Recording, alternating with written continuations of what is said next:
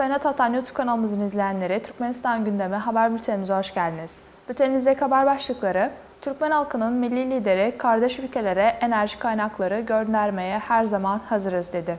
Türkmenistan ile Avusturya işbirliğini güçlendirecek. Son haberimiz: Petrofak Türkmenistan ile 3 yıllık hizmet sözleşmesi imzaladı.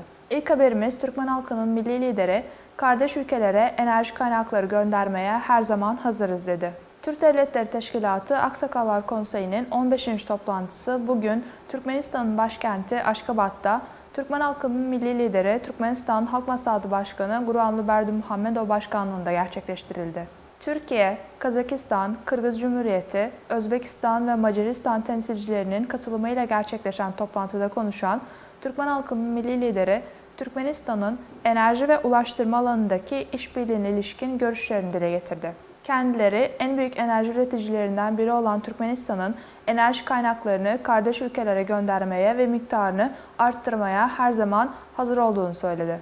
Ülkemiz Özbekistan ve Kırgızistan'a elektrik gönderiyor veya bu ülkelerin katılımıyla Türkmen doğalgazının doğuya gönderilmesi planlanıyor şeklinde konuşan Türkmen halkının milli lideri, Türkmen doğalgazını ve elektriğini Kazakistan, Azerbaycan ve Türkiye'ye ihraç etme fırsatlarının olacağını söyledi. Sıradaki haberimiz: Türkmenistan ile Avusturya işbirliğini güçlendirecek.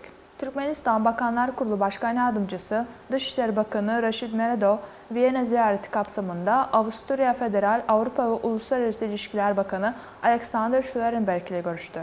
Müzakereler sırasında taraflar, siyasi ve diplomatik alanda işbirliği, ticari ve ekonomik bağlar, enerji, kültürel alışverişler de dahil olmak üzere ikili işbirliğinin alanlarını konuştular ve ayrıca karşılıklı çıkarları ilgilendiren bölgesel ve küresel konular hakkında görüş alışverişinde bulundular. Toplantı sonucunda Türkmenistan Dışişleri Bakanlığı ile Avusturya Cumhuriyeti Federal Avrupa ve Uluslararası İlişkiler Bakanlığı arasında 2024-2025 dönemi için işbirliği programı imzalandı. Türkmenistan Dışişleri Bakanı Raşid Meredov, Viyana şehrine yaptığı ziyaret kapsamında Avusturya Dışişleri Genel Sekreteri Maşik ile de görüşme gerçekleştirdi. Diplomatlar tarafların ikili ilişkileri geliştirme çabalarını memnuniyetle karşıladıklarını dile getirdi. Son haberimiz: Petrofak Türkmenistan ile 3 yıllık hizmet sözleşmesi imzaladı.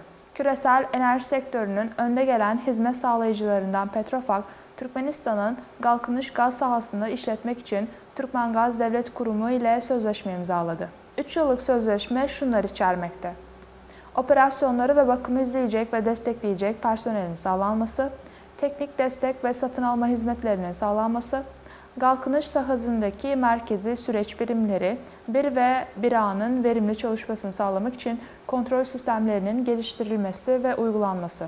Petrofak, kalkınış sahasında 2009 yılında imzalanan bir sözleşme kapsamında 2013 yılında yıllık 10 milyar metreküp kapasiteli ticari gazın kükürtten arındırılmasına yönelik bir kompleksin yanı sıra 20 milyar metreküp kapasiteli kıyı üretim tesislerinin tasarımı ve inşaatını gerçekleştirdi. Petrofak, Asset Solutions Operasyon Direktörü Nick Shorten, Petrofak'ın Türkmenistan ile işbirliğinde geniş deneyime sahip olduğunu belirtti. Kalkınış sahası, Türkmenistan'ın Mare ilinin Yolöten ilçesinde yer almakta ve 4000 km²'den fazla bir alan kaplamakta. Doğal gaz rezervlerinin 27,4 trilyon metreküp olduğu tahmin ediliyor ve bu da kalkınış sahasını Kuzey-Güney Pars sahasından sonra dünyanın en büyük ikinci gaz sahası yapıyor. Sayın Atatan YouTube kanalımızın izleyenleri, Türkmenistan ile ilgili Türkçe haberlerimizi atatanturkmenistan.com haber sitemizden takip edebilirsiniz.